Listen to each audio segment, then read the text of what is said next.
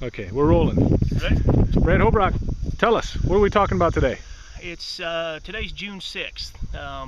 Overall, we had a pretty good spring, but we did fight a fairly cool and wet period finishing up, and it's part of what you're seeing here in this field today. And if AJ, if you'll just kind of scan that camera across the field, you can see very light yellow corn. You can see good dark green colored corn.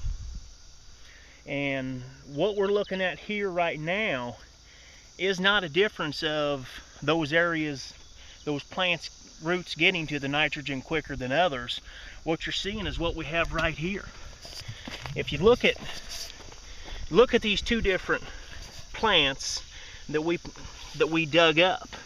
This one here on the right, you can see the density layer that is keeping root development from going deeper and getting to nutrients, compared to this pair of plants here, where that soil just crumbles up. It's very ideal for getting good root development, and again, that's why you're seeing the different discoloration and the nutrient deficiencies in this field. And hopefully you can see here, when I dig this pair of plants up, how easy this soil breaks up.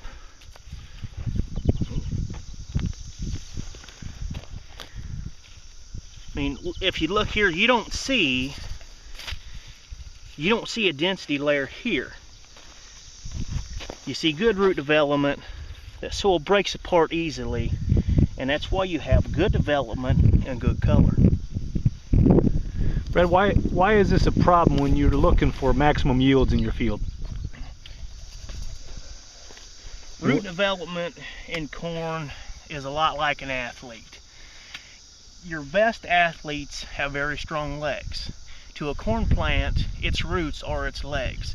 The better development, the better strength, and the better nutrients those roots can get is more than likely, 90+% chance, that plant is going to produce more corn on that ear. And especially later in the summer, if we get hot and dry, those plants that are impacted by that density layer will suffer greatly, because those roots couldn't get deeper to get to moisture and nutrients deep in the soil.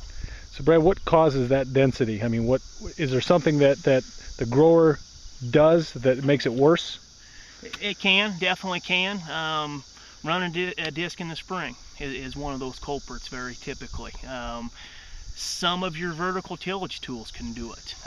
Getting on this field too early in the spring with a field cultivator, even planting when it's too wet. That's why patience is a virtue for growers, but also being able to be equipped to get across the acres in the spring in a timely, efficient manner when the soils are ready is also of the utmost importance. Okay. Anything else they can do now once the problem is kind of there? Is there anything they can do to minimize some of the impact of it? Right now, this particular field would benefit from taking a toolbar through and side dressing some nitrogen. One, to help open up this soil and allow some oxygen in it, but you can also see where we have dealt with some excess water. We've no doubt lost some nitrogen in this field, but yeah, anything in corn production that you can do to increase and enhance root development is going to pay you dividends year in and year out. Excellent. Anything else to add today? Not today. Excellent.